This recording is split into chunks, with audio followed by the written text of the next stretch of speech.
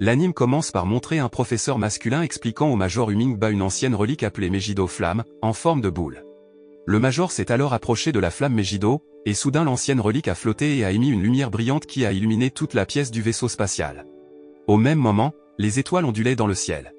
Pendant ce temps, ailleurs, un homme qui était l'agent Spriggan a été vu en train de surveiller les activités sur le vaisseau spatial.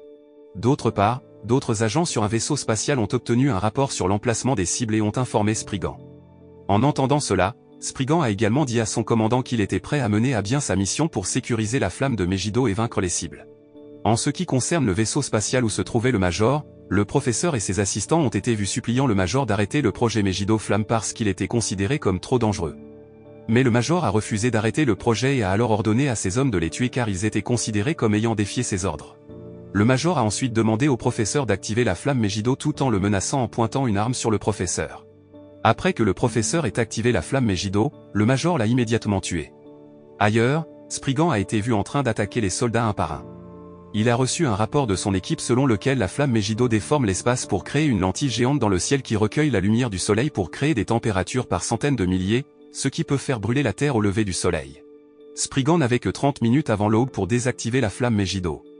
Après avoir tué les hommes du maire, Spriggan a finalement confronté le maire, qui attendait son arrivée. Spriggan a immédiatement appris que le maire était le prédicateur sans effusion de sang et lui a demandé de remettre la flamme Megiddo, mais il a refusé la demande. Spriggan a été attaqué avec des ondes ultrasonores qui sont devenues la technique principale du Bloodless Preacher, ce qui pouvait causer des douleurs et des lésions cérébrales. En apprenant cela, Spriggan donna un coup de pied par la fenêtre du vaisseau spatial, laissant entrer un peu d'air avant d'attaquer le maire. Spriggan a ensuite attaqué le maire jusqu'à ce qu'il soit gravement blessé et incapable de bouger. Dans le même temps, la flamme Megiddo, qui était alignée sur l'esprit du maire, est devenue dysfonctionnelle parce que le maire avait été vaincu. Spriggan a finalement accompli sa mission et la flamme de Megiddo a été sécurisée.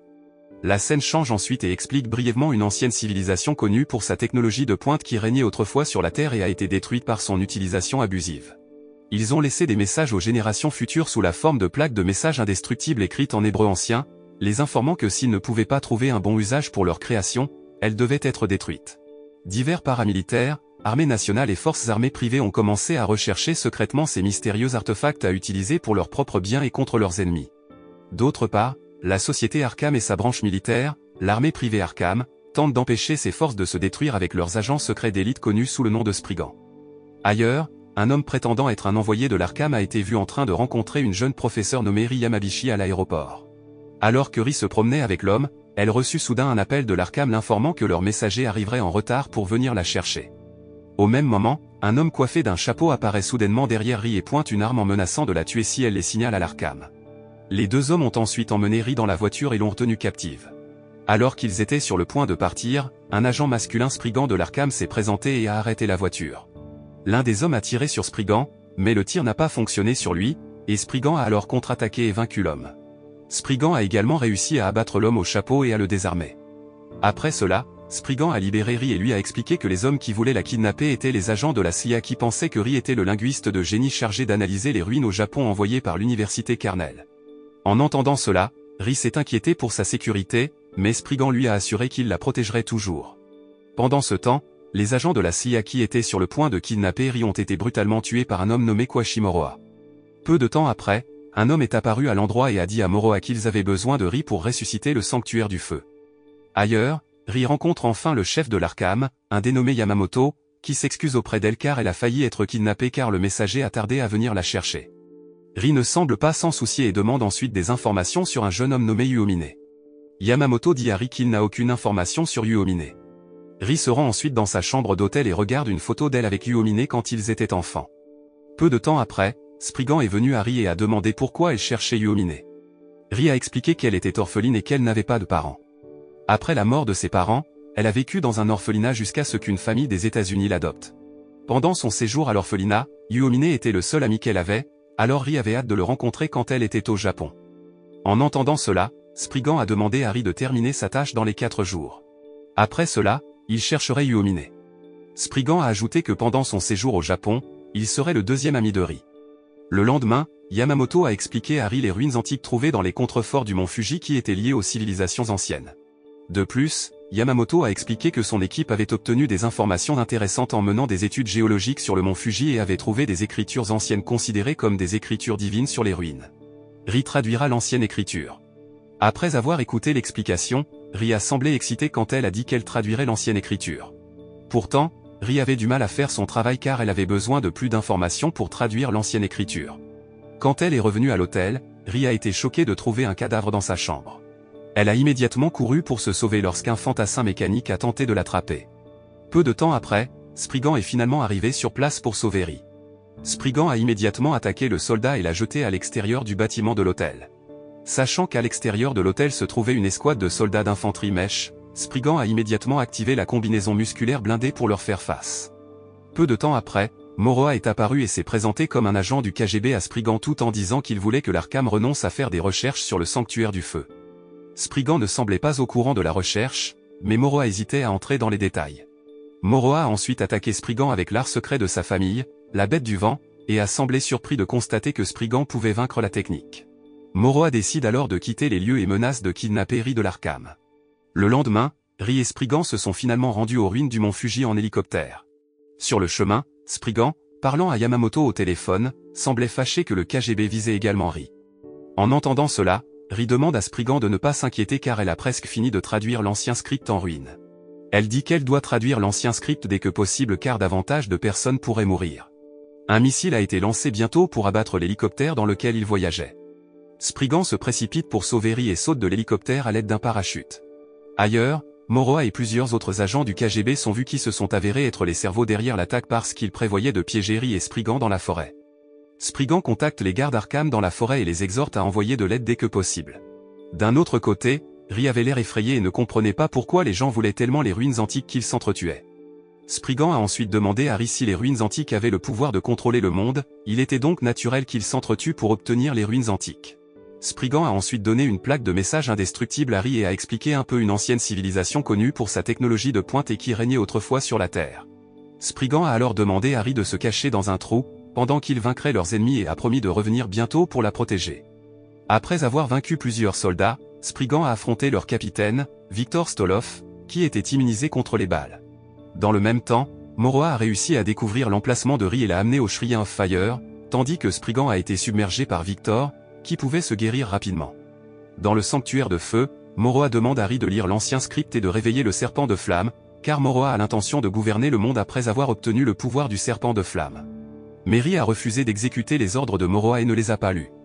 Moroha a alors agacé et menacé Ri de tuer Uomine, qu'elle recherchait si elle refusait d'exécuter ses ordres. Moroha a ensuite révélé à Ri que Uomine était le Spriggan protégeant Ri. À contre-séure, Ri a finalement exécuté les ordres de Moroha, et bientôt il y a eu un tremblement de terre au temple, Ri a réussi à ressusciter le flamme serpent. Au même moment, Spriggan, qui s'est avéré être Yu, était arrivé au temple et avait tenté de sauver Ri, mais elle lui avait demandé de s'enfuir car Moroha ne voulait que le piéger. Moroha a ensuite attaqué Yu sans relâche, rendant Yu encore plus acculé et vaincu. Après cela, Moroha a également trahi Viktor en le poussant dans la lave bouillante. Yu s'est soudainement réveillé en colère et a vaincu Moroha pour s'emparer de l'ancienne relique qui pourrait sceller le serpent de flamme et désactiver le sanctuaire de feu. Il s'est avéré que Yu connaissait Ri depuis le début, mais il ne pouvait pas être honnête avec elle à cause de son travail de Spriggan. Yu s'est excusé pour que Ri ne soit plus en colère contre lui. Ri est retourné en Amérique et a poursuivi son travail. Elle a écrit une lettre à Yu et lui a demandé de prendre soin de lui et de ne pas être téméraire. Pendant ce temps, Yamamoto gronde Yu pour avoir transporté partout une plaque de messages indestructibles appartenant à l'Arkham.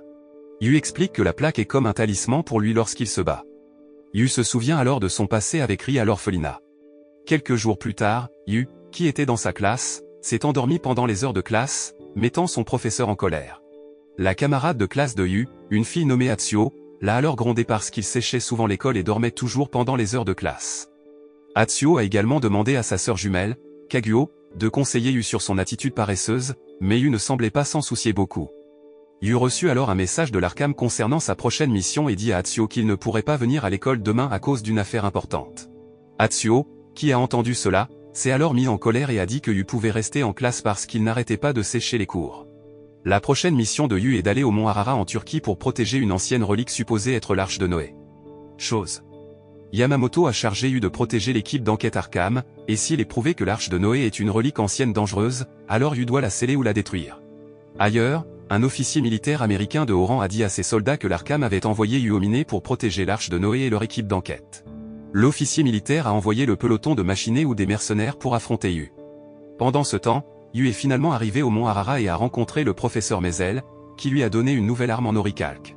Peu de temps après, ils ont reçu un avertissement concernant des intrus attaquant leur quartier général. Les intrus n'étaient autres que le machiné S-Platoon des États-Unis. Ils ont massacré les troupes de l'Arkham et tenté de voler la relique de l'Arche de Noé, pensant que le gouvernement des États-Unis devait protéger l'ancienne relique. Les gardes semblaient submergés par l'attaque du peloton de machinés jusqu'à ce que Yu apparaisse pour les aider à bloquer les mercenaires. Les mercenaires du peloton de machinés ont alors insinué que Yu avait peur de les affronter car ils continuaient à fuir l'attaque, même si Yu organisait une stratégie pour les attaquer. Yu a finalement lancé une attaque, et l'un des membres du peloton de machinés, surnommé Little Boy, a semblé dépassé lorsqu'Yu l'a attaqué. Voyant son camarade presque vaincu par Yu, un membre du peloton de machinés, Fatman, a ensuite aidé Little Boy en attaquant Yu par derrière. Fatman a ensuite étouffé Yu et s'est senti confiant qu'il ne serait pas vaincu tant qu'il porterait une armure. Au même moment, un spriggan français, Jean-Jacques Monde, arrive. Voyant Yu qui avait des ennuis, Jean a immédiatement tiré une roquette sur Fatman, sauvant Yu. Jean a alors dit avec arrogance à Yu s'il ne l'aidait pas, alors Yu mourrait. En entendant cela, Yu a grommelé parce que Jean est arrivé en retard, alors il a été submergé par les mercenaires. Après cela, Jean a combattu Little Boy et a pu facilement égaler les compétences de combat de Little Boy, laissant ainsi Little Boy en difficulté. D'un geste rapide, Jean a réussi à renverser Little Boy, puis a traîné son visage contre le mur, avant de finalement faire exploser l'homme. Pendant ce temps, Yu a combattu Fatman en utilisant le couteau que lui avait donné le professeur Maisel pour couper l'armure de Fatman et a réussi à vaincre Fatman et à le maintenir en vie. En voyant cela, Jean a ensuite demandé pourquoi Yu avait laissé vivre Fatman. Yu a expliqué qu'il voulait obtenir des informations de Fatman. Jean a dit que Yu était trop naïf et ne pouvait pas protéger l'Arkham, mais Yu a ignoré l'insinuation. Cependant, alors que Fatman continuait à bavarder sur l'Arche de Noé appartenant aux États-Unis, Jean s'énerva et lui tira une balle dans la tête. Étonnamment, Little Boy était toujours en vie, alors Jean s'est tourné vers l'homme, dans l'intention de le tuer. Mais Yu lui interdit, disant que leur ennemi s'est rendu. Pendant ce temps, au quartier général des soldats américains, le chef du peloton de machinés, un garçon nommé McDougall, qui avait regardé les Spriggans se battre contre ses camarades, a appris que Fatman était mort alors que Little Boy était un otage. Lorsque les soldats américains semblaient pessimistes quant à leur mission d'obtenir l'Arche de Noé, McDougall a déclaré avec confiance que l'Arkham ne savait pas comment utiliser la relique. Bien qu'Arkham ait la clé et un accès complet pour surveiller et rechercher l'Arche de Noé, il ne pourrait pas activer la relique sans le pouvoir de McDougall. Par conséquent, McDougall et les soldats américains se sont alors précipités vers l'emplacement de l'Arche de Noé, afin de saisir l'Arche de Noé à l'Arkham. Pendant ce temps, Yu et Jean ont été étonnés lorsque le professeur Maisel les a emmenés observer de près la relique de l'Arche de Noé. Maisel leur explique alors que l'Arche de Noé est indestructible car elle est faite du même matériau que les plaques à messages indestructibles. De plus, Maisel leur a dit qu'ils ne pouvaient pas ouvrir l'Arche de Noé avec la plaque de clé qu'ils avaient trouvée, ce qui signifiait qu'ils avaient besoin d'autre chose pour ouvrir et activer l'Arche de Noé. Au même moment, McDougall arriva enfin au mont Arara. Bien qu'il soit seul, McDougall a vaincu les soldats de l'Arkham et détruit la porte du site de recherche de l'Arche de Noé pour permettre aux soldats américains d'y entrer plus facilement et d'attaquer les soldats de l'Arkham. Ailleurs, Little Boy, qui a appris l'arrivée de McDougall, a ri de joie lorsque McDougall, le plus redouté de l'organisation pour ses capacités meurtrières, est finalement arrivé sur le site pour massacrer les Spriggans et l'Arkham et s'emparer de l'Arche de Noé. Yu et Jean, qui a reçu le rapport des soldats de l'Arkham sur l'arrivée de McDougall, s'est immédiatement précipité pour intercepter le garçon, tandis que Maisel et ses assistants ont décidé de rester sur le site de recherche de l'Arche de Noé. Yu a tenté d'intercepter McDougall, qui a forcé Maisel à remettre la plaque de clé. Étonnamment, McDougall a facilement renversé Yu et l'a laissé sans défense. Voyant Yu blessé, Maisel a finalement accepté de remettre la plaque de clé à McDougall tant que McDougall était prêt à garder les équipages de l'Arkham et les soldats en vie. McDougall a accepté et a ensuite dit à Maisel et à son assistant de venir avec lui. Pendant ce temps, le petit garçon libéré est arrivé, avec l'intention de tuer Yu. Mais alors, Jean est apparu, essayant d'arrêter l'homme. Parallèlement, les soldats américains qui ont vu cela ont immédiatement tiré sur Jean et ont cru avoir réussi à tuer l'agent Spriggan après avoir vu Jean s'effondrer sans connaissance. Mais peu de temps après, Jean s'est soudainement levé et s'est transformé en loup-garou qui a brutalement massacré Little Boy et les soldats américains. En arrivant sur le site de recherche de l'Arche de Noé, McDougall a immédiatement utilisé la plaque à clé et a pu facilement ouvrir l'Arche de Noé parce que McDougall a affirmé qu'il avait le pouvoir d'un dieu, tout comme Noé, qui était un vrai dieu. Alors que McDougall expliquait à Maisel et à son assistant la spécialité des arches de Noé et sa grande puissance, Jean réussit à vaincre toute l'armée américaine et son corps revint à la normale, et avec Yu, ils se précipitèrent après Maisel dans l'arche de Noé. Entre-temps, MacDougall et Maisel ont trouvé un ancien artefact écrit en hébreu ancien à l'intérieur de l'arche de Noé. MacDougall a ensuite expliqué un système qui pourrait facilement contrôler la composition du rayonnement solaire, afin de modifier l'atmosphère terrestre et de résoudre tous les problèmes environnementaux sur Terre. Après avoir entendu l'explication de MacDougall, Maisel a pensé que les États-Unis voulaient utiliser la puissance de l'arche de Noé pour résoudre les problèmes environnementaux de la Terre. Cependant, MacDougall avait l'intention d'utiliser le pouvoir pour gouverner le monde et créer une nouvelle Terre. MacDougall a invité le professeur Maisel à coopérer avec lui pour construire la nouvelle Terre. Mais Maisel a rejeté cela, alors MacDougall s'est mis en colère et a immédiatement attaqué Margaret, menaçant de la tuer si Maisel refusait de coopérer avec lui. Au même moment, Yu et Jean sont apparus et ont immédiatement attaqué MacDougall. MacDougall utilise ensuite son pouvoir pour activer l'arche de Noé, faisant remonter l'ancienne relique géante à la surface, et a l'intention d'utiliser son pouvoir pour modifier l'atmosphère terrestre afin de créer le deuxième déluge de la Genèse. En entendant cela, Yu a demandé à Jean de sauver le professeur Maisel et Margaret blessés pendant qu'ils combattaient MacDougall. Avec sa vitesse incroyable, Jean a réussi à faire sortir Maisel et Margaret de leur place, afin que Margaret reçoive un traitement médical immédiat. Yu a essayé d'attaquer MacDougall, mais ses attaques étaient complètement inefficaces car MacDougall avait une barrière magique qui était si forte qu'aucune attaque ne pouvait la détruire. Au contraire, Yu semblait submergé par les attaques de MacDougall, qui était capable de lancer des attaques brutales sans même toucher son adversaire. Même ainsi, Yu n'a jamais abandonné et a continué à se lever pour combattre MacDougall. Simultanément, MacDougall a commencé à ressentir les effets secondaires de son énorme pouvoir, rendant son corps très douloureux, tandis que Yu essayait de briser la confiance de MacDougall pour le vaincre.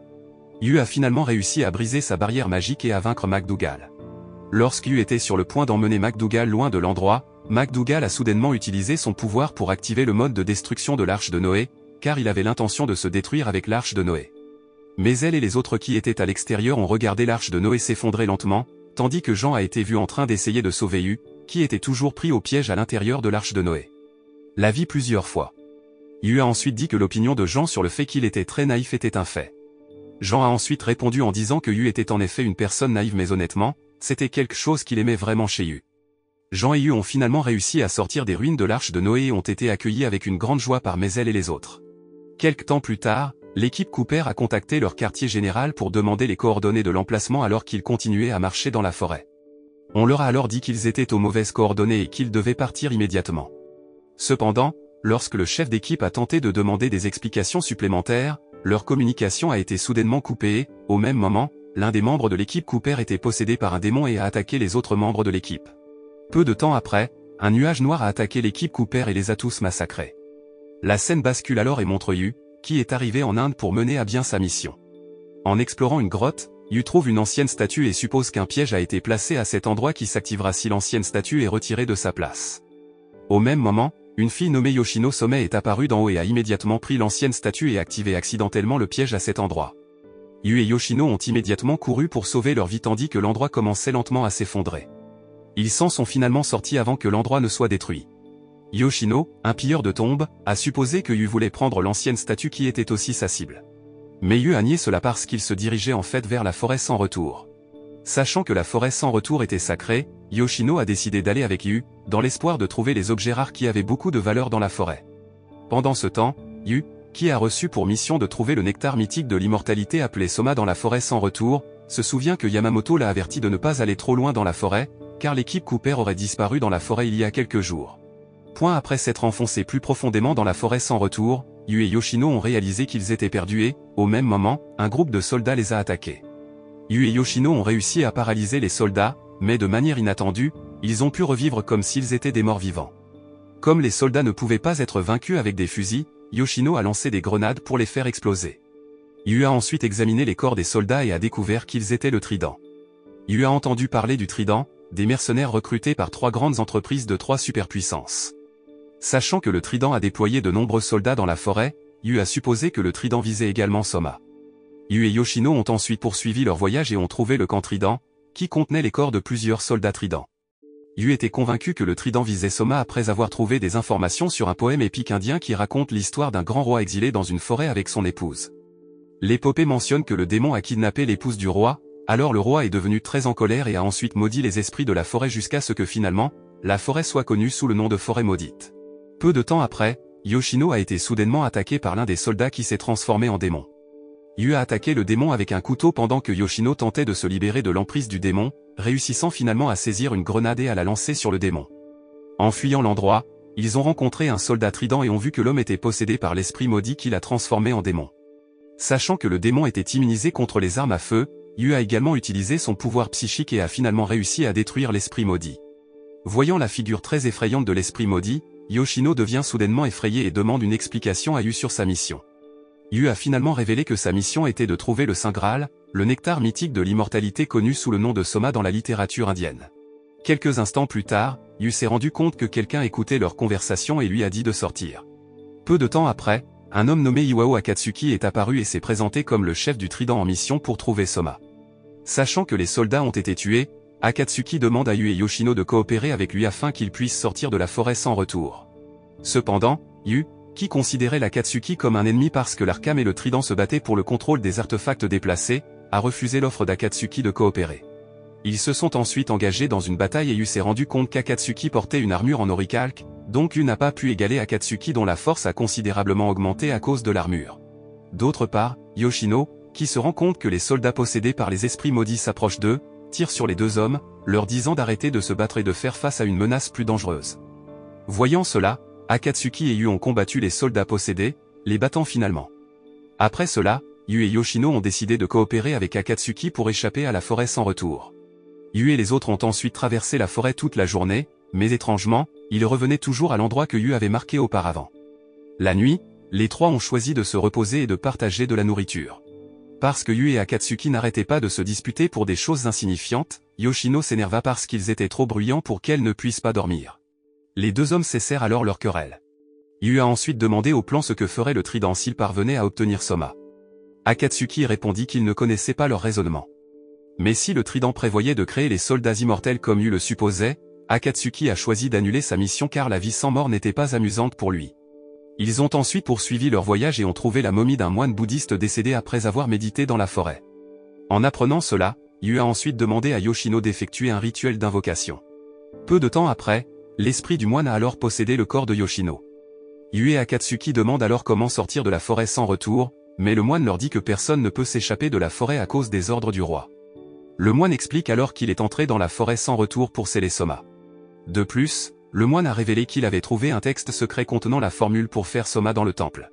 Sachant que la formule serait combattue par les dirigeants qui voulaient gagner l'immortalité, les moines ont finalement décidé d'envoyer le moine pour cacher la formule d'immortalité dans la forêt sans retour. Mais en même temps, le moine n'a pas nié qu'il avait attiré plus de gens égoïstes et avides dans la forêt, de sorte qu'ils sont finalement devenus la proie des esprits maudits et ont fait croître les forces du mal dans la forêt. Par conséquent, le moine leur a dit qu'il devait libérer l'esprit du roi emprisonné dans l'arbre aux esprits maudits, qui était le centre de toutes les forces du mal dans la forêt. Après avoir obtenu ces informations, ils se sont précipités vers l'arbre spirituel maudit dans la forêt. À leur arrivée, les esprits maudits les ont attaqués sans relâche, alors Yu et Akatsuki ont travaillé ensemble pour les vaincre. Mais en même temps, ils ont réalisé qu'ils avaient perdu la trace de Yoshino. D'un autre côté, Yoshino avait découvert où le moine cachait la formule d'immortalité et s'était précipité sur place pour récupérer la formule d'immortalité pour elle-même. Cependant, peu de temps après que Yoshino ait retiré la formule d'immortalité de sa place, une énorme force maléfique s'est soudainement levée, invoquant de nombreux esprits maudits à l'endroit pour attaquer Yoshino. Yu et Akatsuki se sont précipités vers l'endroit d'où venait le pouvoir maléfique, mais ils ont été interceptés par les esprits maudits qui se sont transformés en un énorme et terrible monstre. Voyant cela, Akatsuki a alors dit à Yu de se précipiter vers l'arbre spirituel maudit pendant qu'il combattait le monstre. Yu est finalement arrivé à l'arbre des esprits maudits et a trouvé Yoshino qui était poursuivi par de nombreux esprits maudits. Yu s'est vite rendu compte que les esprits maudits poursuivaient Yoshino parce qu'elle portait la formule de l'immortalité. Au même moment, Yu voit une statue à l'intérieur de l'arbre aux esprits maudits et trouve enfin un moyen de libérer l'esprit du roi emprisonné dans l'arbre. Yu a alors dit à Yoshino de lui lancer la formule d'immortalité. Au début, Yoshino a refusé, mais parce que les esprits maudits l'ont poursuivi, elle a finalement été forcée de lancer la formule à Yu. Après avoir obtenu la formule, Yu l'a immédiatement détruite, espérant apaiser les esprits maudits qui voulaient la formule. Après cela, Yu a pris l'ancienne statue que Yoshino avait prise plus tôt et l'a placée à côté de celle à l'intérieur de l'arbre aux esprits maudits. Yu s'est apparemment rendu compte que l'ancienne statue prise par Yoshino plus tôt était la contrepartie de l'ancienne statue à l'intérieur de l'arbre spirituel maudit, qui était l'incarnation du roi et de son épouse, donc quand ils ont été réunis, leurs esprits ont finalement été libérés, ainsi que les esprits maudits qui hantaient la forêt. Après la disparition des esprits maudits, la forêt s'est transformée en une forêt ordinaire qui n'était pas effrayante.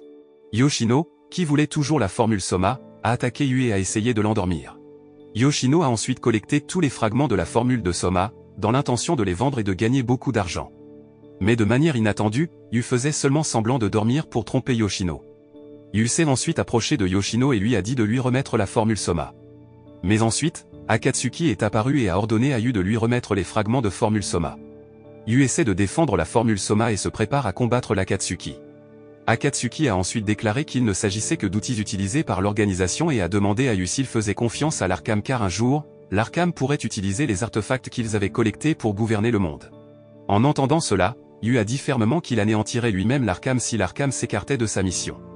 Akatsuki a été surpris d'entendre la déclaration de Yu, alors il a choisi de céder et de laisser Yu gagner cette fois. Après cela, Yoshino et Yu retournèrent à leurs activités habituelles. Yu a semblé s'approcher de Yoshino qui était déguisé. Il lui a ensuite dit que l'Arkham utilisait Soma pour cultiver des plantes d'ambroisie. Cependant, comme cela a provoqué l'extinction de la plante, ils ont décidé d'arrêter de fabriquer du Soma. Quelques jours plus tard, Yamamoto a appelé Yu et lui a demandé de faire une nouvelle mission immédiatement. En entendant cela, Yu s'est alors plaint parce qu'il était à l'école. Yu a dit à Yamamoto qu'il n'obtiendrait pas la note s'il séchait souvent les cours. Cependant, Yamamoto a calmé Yu et a dit qu'il aiderait Yu à étudier afin que Yu puisse progresser. Yu n'avait d'autre choix que d'obéir aux ordres de son supérieur. Parce que Yu devait accomplir la mission immédiatement, il a également demandé la permission à son professeur de rentrer tôt chez lui sous prétexte d'un mal de ventre. Au même moment, une fille nommée YAYOI, la camarade de classe de Yu, a demandé à Yu de venir à l'école vendredi. Yu a été troublé par l'invitation car YAYOI est immédiatement parti avant d'expliquer quoi que ce soit. Atsuo a expliqué que YAYOI allait changer d'école, alors Yu devait répondre à l'invitation de YAYOI afin qu'elle ait de bons souvenirs avec tous ses amis. En entendant cela, Yu a promis d'aller à l'école vendredi, puis est parti. La scène montre ensuite Yu accomplissant sa mission dans la forêt. Il doit faire face à une force de tireurs d'élite qui lui tire dessus sans relâche. Voyant la capacité de Yu en tant que Spriggan capable de vaincre les troupes de tir et de pénétrer leur défense, le supérieur de la force de tireurs d'élite, qui sont des responsables militaires d'une organisation SAS, a alors ordonné aux tireurs d'arrêter le Spriggan avant que Yu ne perturbe leur mission. D'autre part, Yu, qui a reçu la mission de saisir une ancienne relique à l'intérieur d'un avion cargo, a été submergé par l'assaut des ennemis alors qu'il tentait d'atteindre la piste d'atterrissage pour empêcher l'avion cargo de décoller. Sur le chemin de la piste d'atterrissage, Yu a été attaqué par des tireurs d'élite, le faisant être acculé et tomber dans un ravin. Mais ensuite, Yu a retrouvé ses forces et a rapidement commencé à attaquer le tireur jusqu'à ce qu'il réussisse finalement à les vaincre. Yu a ensuite été confronté à un dernier tireur survivant, mais il a choisi de laisser le tireur vivre et de quitter les lieux. Arrivé sur la piste d'atterrissage, Yu tenta d'arrêter l'avion cargo qui avait décollé. Pourtant, sa tentative a échoué, alors Yu a informé le quartier général qu'il ne pouvait pas arrêter l'avion cargo et a demandé à l'Arkham de préparer un hélicoptère afin qu'il puisse immédiatement chasser l'avion cargo. En entendant cela, l'Arkham a immédiatement accepté la demande de Yu et a envoyé un hélicoptère sur les lieux de Yu dès que possible. Ailleurs, le professeur Mosé est en colère contre le lieutenant-colonel Maria Clemente parce que le colonel et l'armée britannique ont repris les recherches sur les reliques anciennes développées par le professeur et son équipe de recherche. Clemente a dit à Mosé que si l'armée ne prenait pas le relais, l'Arkham serait propriétaire de l'ancienne relique. Mosé a supposé que Clemente voulait l'ancienne relique pour son but, mais Clemente lui a rappelé que l'armée britannique avait aidé le professeur Mosé et son équipe à développer leurs recherches. Au même moment, Yu était déjà au centre de recherche et a été vu en train de vérifier la situation à l'extérieur du bâtiment. Yu a découvert qu'ils utilisaient un système de sécurité sophistiqué avec une protection maximale, rendant leur défense difficile à pénétrer. Par conséquent, Yu a pensé à un moyen de se faufiler dans l'installation en toute sécurité. Par la suite, Clemente a emmené Mosé et son équipe de recherche au laboratoire pour tester l'ancienne relique qu'ils avaient trouvée. Mosé a tenté d'empêcher Clemente d'identifier l'ancienne relique en tentant de la détruire. Mais Clemente a menacé de tuer Mosé et son équipe s'ils osaient s'opposer aux militaires. Clemente a ordonné à son équipage de faire passer un courant électrique à haute tension à l'ancienne relique. Mais ensuite, le courant s'est soudainement éteint et l'ancienne relique qui était à l'origine un objet inanimé s'est soudainement transformée en robot. Voyant cela, Mosé rit parce que son rêve de donner vie à l'ancienne relique était enfin devenu réalité. Peu de temps après, Yu est finalement entré dans l'établissement et a trouvé les soldats brûlés. Il soupçonnait que l'ancienne relique devait avoir été activée et tué tout le monde là-bas. Au même moment, Yu retrouva Clemente vivante et lui demanda de partir immédiatement, pendant qu'il tenterait d'arrêter le robot. Yu a essayé de combattre le robot à plusieurs reprises, mais ses attaques n'ont pas fonctionné. Même l'armure de Yu pourrait être pénétrée par les tirs laser tirés par le robot. Yu a alors sorti son couteau en orichalque, essayant d'attaquer le point faible du robot. Le couteau a réussi à s'enfoncer dans le corps du robot, mais cela n'a pas empêché le robot d'attaquer à nouveau Yu. Pendant ce temps, Clemente, qui se cachait dans la salle de contrôle, a eu l'air choquée quand elle a vu le robot massacrer les soldats ordonnés par Clemente pour vaincre le robot. Peu de temps après, Yu, évitant l'attaque du robot, entra dans la salle de contrôle et demanda à Clemente pourquoi elle refusait de quitter l'établissement. Clemente a ignoré les questions de Yu et a posé des questions sur le robot à la place. Yu a expliqué que l'Arkham appelait le robot le Berserker parce qu'il était la plus grande machine de guerre créée à partir d'une technologie ancienne. Après avoir vu le Berserker qui pourrait facilement massacrer les personnes dans l'établissement, Clemente a ensuite souligné qu'elle ne laisserait pas le Berserker sortir de l'établissement. Cependant, Clemente n'avait pas encore appris à arrêter le Berserker et en était frustrée.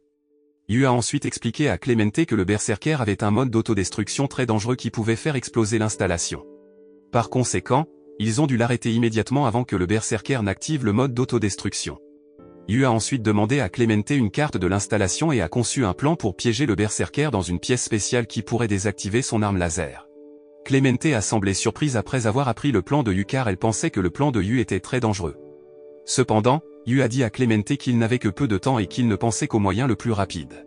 Yu a expliqué qu'il avait un rendez-vous avec ses amis de l'école, il devait donc terminer la mission immédiatement pour pouvoir venir à son événement scolaire. Même si Yu était un Springant, il appréciait sa vie scolaire parce qu'il voulait aussi faire l'expérience d'être un adolescent avec une vie normale. Alors que Yu exécutait son plan pour piéger le Berserker, il fut soudainement surpris par les portes métalliques dans chaque coin de l'installation, qui s'ouvrirent d'elles-mêmes, permettant au Berserker de se déplacer librement. Voyant cela, Clemente a immédiatement cherché pourquoi la porte métallique s'ouvrait d'elle-même et a découvert que Mose l'avait délibérément ouverte parce qu'il voulait que le monde entier soit au courant de son invention, alors il laisserait le Berserker sortir de l'installation. Clemente a alors pointé une arme à feu et a demandé à Mose d'arrêter ses actions car il y avait un village près de l'installation et la sécurité des villageois serait menacée si le Berserker parvenait à sortir de l'installation. Cependant, Mose ne s'en souciait pas, alors une fusillade s'ensuivit entre eux.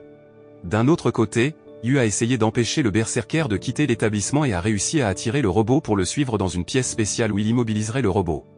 Après avoir piégé le Berserker dans la pièce, Yu a ensuite fait circuler de l'air pour empêcher le Berserker de tirer son laser, puis a poignardé le point faible du robot avec son couteau et l'a décapité. Pendant ce temps, Clemente a réussi à vaincre Mose et à le tuer, bien qu'elle ait été touchée par un tir qui lui a blessé l'estomac. Yu a réussi à arrêter l'avancée du Berserker, mais le robot a soudainement activé le mode d'autodestruction, il a donc dû se précipiter pour quitter les lieux avant que le Berserker ne fasse exploser l'installation. Yu a alors demandé à Clemente de fermer les portes de tous les blocs, dans l'espoir d'amortir l'explosion du Berserker. Malheureusement, le Berserker a explosé avant que Yu ne puisse sortir de l'établissement, alors Clemente a pensé que Yu était mort parce qu'il n'avait jamais répondu à son appel depuis la salle de contrôle. Mais ensuite, Yu a soudainement répondu à l'appel de Clemente et lui a demandé d'arrêter de lui crier dessus. Dans la salle de contrôle, Clemente a été soulagé d'apprendre que Yu allait bien et lui a dit de quitter l'établissement immédiatement, car il avait un rendez-vous avec ses amis de l'école. Au même moment, Clemente a commencé à perdre connaissance à cause d'une blessure par balle au ventre. Yu s'est précipité pour sauver Clemente afin qu'elle ne saigne pas à mort. Au centre médical de Birmingham, le chef du SAS est venu voir Clemente et lui a dit que le gouvernement britannique avait déclaré l'incident dans l'établissement une attaque terroriste et a demandé à Clemente de garder le silence sur l'ancienne relique du Berserker qui avait détruit l'endroit. Ils ont demandé à Clemente de se conformer à l'ordre, mais elle a choisi de démissionner. Pendant ce temps, YAYOI a l'air inquiète à l'école parce que Yu n'est pas venu participer au concours de course à pied représentant sa classe. Atsuo encourage alors YAYOI en disant que Yu viendra car il ne rompra pas sa promesse. Peu de temps après, Yu est venu et a participé à la course de relais. Malgré sa blessure, Yu a réussi à gagner la course. À la fin de l'événement, Yu a pris une photo avec ses amis. Quelques jours plus tard, Yu est allé visiter la tombe d'un archéologue nommé Kawahara à Alexandrie et a rencontré la fille de Kawahara, Suzuko, qui était visiblement bouleversée d'apprendre que Yu était de l'Arkham. Suzuko dit que son père a changé depuis qu'il connaît l'Arkham car il ne parle que d'anciennes reliques et se concentre sur les fouilles ayant des liens avec le culte. Par conséquent, Suzuko blâme l'Arkham pour la mort de son père. Au milieu de leur conversation sur Kawahara, Yu réalisa soudain la présence de plusieurs personnes qui les traquaient, alors il se précipita pour porter Suzuko et s'enfuit immédiatement. Yu a ensuite essayé de les combattre un par un et a découvert que les hommes qui les avaient attaqués étaient les officiers néo-nazis envoyés par un capitaine nommé Kuteme pour espionner Suzuko et le Spriggan. Kuteme, qui a surveillé le combat entre Yu et ses hommes à l'aide de drones, a ensuite ordonné à un homme nommé Mirage de tuer Yu. Bien que Mirage ait reconnu les prouesses de Yu, il a dit que Yu avait encore plus à apprendre et était convaincu qu'il pouvait vaincre Yu. Pendant ce temps, Suzuko a ensuite demandé à Yu pourquoi les officiers néo-nazis les poursuivaient et s'ils étaient impliqués dans le meurtre de son père. Yu a expliqué à Suzuko que Kawahara essayait de protéger une ancienne relique appelée le crâne de cristal qui était considérée comme très dangereuse si elle était contrôlée par des personnes maléfiques, alors Kawahara était même prêt à sacrifier sa vie pour protéger la relique. Yu a ajouté que l'Arkham a détecté une puissance électrique de plus de 200 mégajoules dans le crâne de cristal, équivalente à la puissance d'une bombe atomique à l'énergie explosive pouvant détruire un pays. Cependant, ces informations sont connues de diverses organisations et de l'armée de plusieurs pays, de sorte que de nombreuses personnes souhaitent mettre la main sur le crâne de cristal. Yu a ensuite dit à Suzuko de retourner au Japon pour sa sécurité, mais elle a refusé parce qu'elle voulait trouver l'assassin de son père, alors ils se sont disputés. Puisque Suzuko a insisté pour rester à Alexandrie pour trouver l'assassin de son père, Yu n'a eu d'autre choix que de réaliser ses souhaits. Peu de temps après, Yu fait irruption dans le bureau de Kuteme et lui demande de rendre le crâne de cristal. Au même moment, un homme du nom de Hans Schneider est apparu sur les lieux et a attaqué Yu avec un couteau, disant que Yu devait leur arracher le crâne de cristal. Kuteme a alors dit à Yu que Schneider était celui qui avait tué Kawahara et lui avait pris le crâne de cristal. Yu se sentit soudain en colère et se prépara à attaquer Schneider. Mais ensuite, le garde du corps de Kuteme, un homme nommé Bo Brantz, a confronté Yu et a défié Yu de le combattre. Bien que Brantz ait une vitesse supérieure à celle d'un humain ordinaire, il n'était pas à la hauteur de Yu, qui était le Spriggan. Yu a réussi à vaincre Brantz et a menacé de le tuer. Dans le même temps, Mirage, qui a pu cacher son existence, s'est alors faufilé derrière Yu et a réussi à le pousser dans le mur. Kuteme, qui s'est rendu compte que Yu connaissait Mirage, a ordonné à Mirage de tuer Spriggan immédiatement. Yu, qui a été grièvement blessé à cause de l'attaque de Mirage, a alors décidé de s'échapper de cet endroit et a rencontré Suzuko qui conduisait une voiture et a ramené Yu à l'hôtel. Voyant Yu, qui a réussi à s'échapper, Kuteme a demandé à Mirage pourquoi il avait laissé Yu s'en tirer. Mirage a semblé répondre avec désinvolture à la question en expliquant qu'il avait attaqué Yu avec de l'énergie chi qui pouvait pénétrer l'armure de Yu et causer des dommages à ses membres. Plus tard dans la nuit, Kuteme et son équipe se sont préparés à tester la puissance du crâne de cristal dans un désert, tandis que Yu et Suzuko ont été vus les traquer à distance. Lorsque Kuteme et son équipe ont activé le crâne de cristal, il y a eu une puissante explosion accompagnée d'une lumière vive. Suzuko a semblé surprise par l'explosion, surtout après que Yu ait déclaré que son père était prêt à abandonner sa famille pour protéger le crâne de cristal contre l'utilisation par de mauvaises personnes comme Kuteme, qui voulait gouverner le monde avec le pouvoir du crâne de cristal. Le lendemain, Suzuko a vu une émission qui rapportait une puissante explosion dans un désert près d'Alexandrie. Le gouvernement égyptien nie que l'explosion était un accident et suppose que l'armée du pays procède à des essais d'armes illégaux sur son territoire. Ailleurs, Kuteme tenait une réunion avec des responsables militaires et des sponsors pour discuter du pouvoir du crâne de cristal et les inviter à coopérer avec lui. Les responsables militaires semblaient abasourdis par la puissance du crâne de cristal, mais les sponsors semblaient avoir peur et prévoyaient d'annuler leur coopération avec Kuteme. Dans le même temps, Yu, qui a réussi à se faufiler dans l'endroit, a ouvertement déclaré qu'il arracherait le crâne de cristal à Kuteme. Voyant l'arrivée de Spriggan sur les lieux, Kuteme ordonna immédiatement à Brantz et Mirage d'arrêter Yu. Mais Yu a agi rapidement en prenant en otage l'un des sponsors présents à la réunion et en menaçant de tuer l'homme s'il l'entravait. En entendant cela, Kuteme a plutôt révélé qu'il avait l'intention d'utiliser le crâne de cristal pour désactiver l'ICBM et détruire l'équilibre nucléaire. Peu de temps après, Schneider est soudainement apparu et a ordonné à Yu de se rendre tout en menaçant de tuer Suzuko si Yu n'obéissait pas à ses ordres. Voyant Suzuko en danger, Yu était finalement prêt à se rendre tant qu'il la relâchait. Cependant, après la reddition de Yu, Kuteme a plutôt ordonné à Schneider de tuer Suzuko. Yu avait l'air très agacé, mais il ne pouvait rien faire car tous les hommes de Kuteme l'avaient encerclé et avaient pointé leurs armes sur lui. Mais étonnamment, Mirage a soudainement attaqué Schneider et a réussi à sauver Suzuko. Kuteme qui a vu cela, s'est soudainement senti en colère parce qu'il sentait que Mirage l'avait trahi. Mais Yu a ensuite révélé que Mirage était Oboro, le maître de Spriggan et Yu. Yu et Oboro ont ensuite travaillé ensemble pour vaincre les hommes de Kuteme. Voyant Kuteme et Schneider, qui ont tenté de s'échapper avec le crâne de cristal, Oboro a dit à Yu de les chasser pendant qu'il affrontait Brantz. Bien que Schneider était un assassin, l'homme n'était pas à la hauteur de Yu, qui était le Spriggan, donc Yu pouvait facilement vaincre Schneider. Au même moment, Suzuko, qui a réussi à survivre, a rencontré Yu à l'extérieur du bâtiment, et ils se sont précipités après Kuteme et ses hommes, qui ont fui en portant le Crystal Skull. Pendant ce temps, Brantz semble submergé par Oboro jusqu'à ce qu'Oboro le batte finalement. Avant de partir, Oboro conseille à Brantz de s'entraîner davantage afin que ses compétences de combat s'améliorent et qu'il puisse le vaincre un jour. Pendant ce temps, Yu et Suzuko, qui poursuivaient Kuteme dans la zone désertique, avaient des problèmes lorsque les hommes de Kuteme leur ont tiré dessus à plusieurs reprises. Yu eut alors l'idée d'arrêter la voiture dans laquelle Kuteme et ses hommes voyageaient en leur lançant une grenade. Suzuko semblait pessimiste quant à l'idée, d'autant plus qu'ils étaient assez loin derrière. Mais étonnamment, Yu a réussi à lancer la grenade sur la cible et à faire exploser la voiture dans laquelle Kuteme et ses hommes voyageaient. Après cela, Suzuko a pris le crâne de cristal jeté lors de l'explosion et s'est souvenu de la lutte de son défunt père. Au même moment, Oboro, qui venait d'arriver sur les lieux, a ensuite tué Kuteme en utilisant sa technique Chi pour bloquer le flux sanguin vers son cœur. Après avoir tué Kuteme, Oboro a ensuite rencontré Yu, qui lui a grondé parce qu'il avait attaqué Yu alors qu'ils étaient dans le bureau de Kuteme. Oboro explique alors qu'il a fait cela pour gagner la confiance de leurs ennemis. Le lendemain, Yu est retourné à l'école après avoir séché l'école pendant une semaine en raison d'une mission en Égypte. Parallèlement, Suzuko, qui a décidé de rejoindre l'Arkham, vient dans la classe de Yu et se présente comme la nouvelle professeure d'histoire qui enseignera à l'école de Yu, financée par l'Arkham. Quelque temps plus tard, Yu était sur le point d'effectuer une mission sur l'île Fantôme avec le capitaine Foster et ses hommes en embarquant sur un paquebot nommé Rosinante. Au milieu du voyage, ils ont été surpris par l'apparition de Yoshino, qui savait déjà que Yu voulait aller à Phantom Island.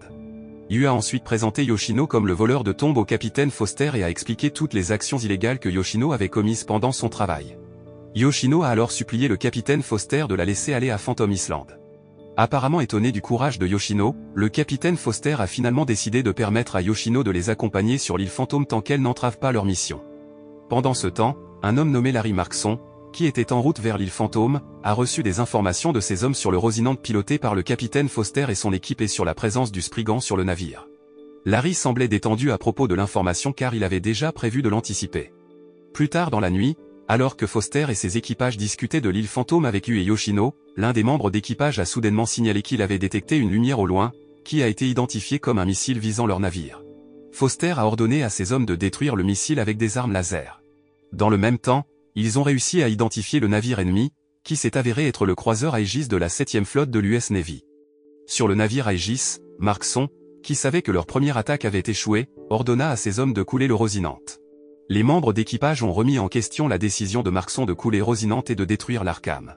Pourtant, ils ne pouvaient pas s'opposer à Markson parce qu'il est une figure influente de Trident Corporation, lui permettant d'accéder aux actifs de diverses armées nationales pour réclamer des artefacts déplacés à des fins militaires. D'autre part, le capitaine Foster a agi rapidement en utilisant un supraconducteur pour que Rosinante puisse aller plus vite.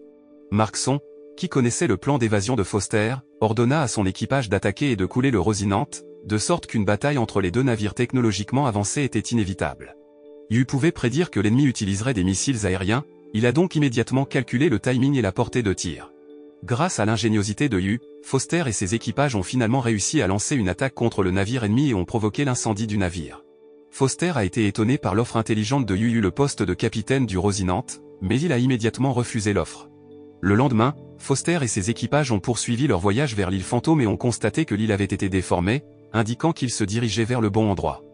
Au même moment, Markson et son équipe, qui étaient également déjà sur les lieux, ont envoyé Bowman pour récupérer un objet sur l'île Fantôme et tuer tous ceux qui tentaient de le bloquer. Foster et ses équipages sont finalement arrivés à Phantom Island et se sont précipités pour explorer l'île avec Yu et Yoshino. Yu et Foster semblaient admirer les pyramides de l'île, surtout après que Yu ait trouvé des marques d'explosion sur l'une des pyramides, dont on estime qu'elles ont été créées il y a seulement quelques mois. L'un des membres de l'équipage a ensuite rapporté à Foster qu'il avait trouvé l'épave d'un destroyer de la marine américaine qui avait été utilisé comme expérience pour trouver l'île Fantôme il y a 40 ans. Non seulement le destroyer mais aussi trouvé plusieurs épaves de navires et d'avions qui ont été déclarés perdus il y a des années. De plus, ils se sont également rendus compte que le temps passé sur l'île Fantôme ne correspondait pas au temps passé sur Terre car le navire datant du XVIe siècle avait l'air tout neuf, comme s'il s'était échoué il y a seulement quelques mois. Au milieu de leur conversation, soudain, un groupe de statues de pierre géantes les a attaqués aveuglément. Foster et son équipage ont tenté de tirer sur les statues, mais leurs attaques ont été totalement inefficaces. Sachant que les armes ordinaires ne pouvaient pas détruire les statues de pierre, Yu a ensuite utilisé son couteau Orochalcom et a finalement réussi à diviser les corps des statues de pierre et à les vaincre. Pendant ce temps, Yoshino, qui laisse Yu et les autres à la recherche d'anciennes reliques, trouve accidentellement le corps d'un homme dont on pense qu'il est mort il y a 3 mois. Yoshino voit un coffre près du cadavre et est ravi de trouver un collier en or à l'intérieur du coffre. Lorsque Yoshino essaie de porter le collier en or, soudain, une lumière sort du collier et Yu voit un puissant faisceau d'énergie jusqu'à ce que Yoshino reprenne enfin ses esprits et découvre qu'elle est toujours sur l'île. Ailleurs, Yu a finalement affronté Bowman et s'est battu avec acharnement avec lui. Bowman a déclaré qu'il était le Major Trident de l'US Navy. Mais Yu a découvert que Bowman était un ancien agent Spriggan qui avait fait défection et avait l'intention de détruire l'Arkham. Peu de temps après, Yoshino est arrivé sur les lieux et avait l'intention d'aider Yu. Mais Yu a demandé à Yoshino de s'enfuir car l'ennemi devant lui n'était plus à la hauteur de lui. Yoshino n'a pas accédé à la demande de Yu, et à la place, elle a grommelé que le dispositif de téléportation sur l'île fantôme avait perdu le contrôle, ils ont donc dû quitter l'île immédiatement. Yoshino a ensuite montré le collier en or qu'elle avait trouvé tout en expliquant que l'île fantôme était une île d'évacuation artificielle destinée à voyager à travers d'autres dimensions et à utiliser l'énergie de la Terre pour réparer l'île dans une dimension parallèle. Cependant, l'île fantôme a attiré trop d'énergie et devrait maintenant exploser et envoyer des parties du Pacifique et du Japon dans une autre dimension. Par conséquent, ils ont dû détruire le réacteur de puissance à l'intérieur de l'une des pyramides.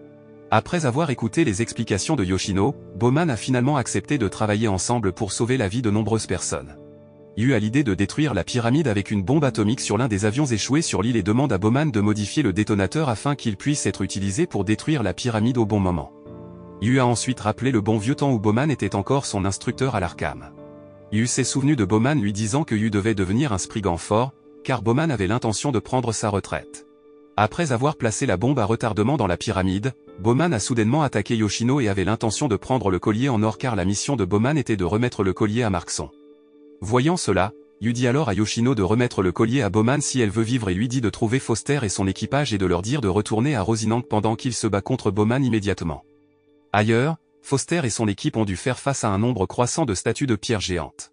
Yoshino est alors arrivé sur les lieux et a réussi à les aider à éviter l'attaque de l'armée de statues de pierre géantes tout en leur expliquant tout. Ils se précipitèrent alors vers Rosinante et se préparèrent à quitter Phantom Island. Pendant ce temps, Yu, impliqué dans une bataille féroce avec son ancien instructeur, a finalement réussi à vaincre Bowman jusqu'à ce qu'il soit gravement blessé. Yu a ensuite demandé à Bowman pourquoi il avait quitté l'Arkham, mais Bowman a seulement dit que Yu le découvrirait bientôt. Bowman a indiqué que l'Arkham n'avait pas toujours raison, alors il a demandé à Yu de toujours croire en lui-même. Après avoir fini ces mots, Bowman a rendu son dernier soupir dans les bras de Yu, dévasté par la mort de Bowman.